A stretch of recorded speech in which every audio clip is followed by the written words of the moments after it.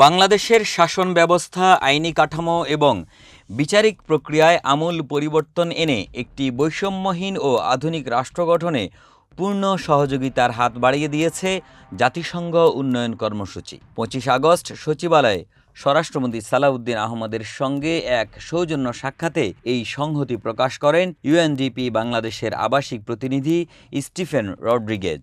বৈঠকে সংবিধান সংশোধন, পুলিশের সক্ষমতা বৃদ্ধি এবং গুম প্রতিরোধের মতো স্পর্শকাতর ও গুরুত্বপূর্ণ বিষয়ে গভীর আলোচনা হয়। বৈঠকে সাংবিধানিক সংস্কার, রোহিঙ্গা শরণার্থীদের সহায়তা, পুলিশের সামর্থ্য বৃদ্ধি, গুজব ও অপতথ্য রোধে প্রাতিষ্ঠানিক ও প্রযুক্তিগত সহায়তা, প্রস্তাবিত জাতীয় মানবাধিকার কমিশন আইন এবং গুম প্রতিরোধ ও প্রতিকার আইন সহ পারস্পরিক স্বার্থ সংশ্লিষ্ট বিভিন্ন বিষয়ে বিস্তারিত আলোচনা হয়। স্বরাষ্ট্রমন্ত্রী বাংলাদেশের আর্থ-সামাজিক উন্নয়ন সহ বিভিন্ন ক্ষেত্রে ইউএনডিপির ধারাবাহিক সহায়তার ভূয়সী প্রশংসা করেন এবং ভবিষ্যতে এই সহযোগিতা আরও বৃদ্ধি করার আহ্বান জানান। আবাসিক প্রতিনিধি জানান, ইউএনডিপি বাংলাদেশ পুলিশের পেশাগত দক্ষতা ও সামর্থ্য বৃদ্ধিতে নাগরিক অধিকার সংরক্ষণ, সংঘাত ও বিরোধ নিষ্পত্তি সহ নানা বিষয়ে প্রশিক্ষণ প্রদান করছে।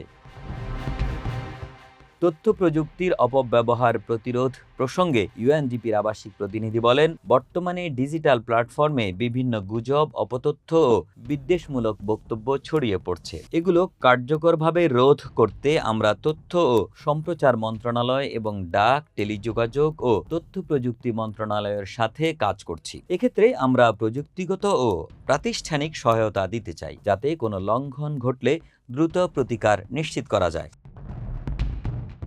প্রস্তাবিত মানবাধিকার কমিশন আইন সম্পর্কিত এক প্রশ্নের জবাবে স্বরাষ্ট্রমন্ত্রী জানান, জাতীয় মানবাধিকার কমিশন আইন 2026-এর খসড়া মন্ত্রিসভায় চূড়ান্ত অনুমোদন পেয়েছে এবং জাতীয় সংসদের আগামী অধিবেশনে এটি পাশ হবে বলে আশা করা যাচ্ছে। বৈঠকে স্বরাষ্ট্রমন্ত্রী আরও বলেন, বর্তমান সরকার দায়িত্ব গ্রহণের পর থেকে দেশে কোনো গুম বা বিচার বহির্ভূত হত্যাকাণ্ডের ঘটনা ঘটেনি।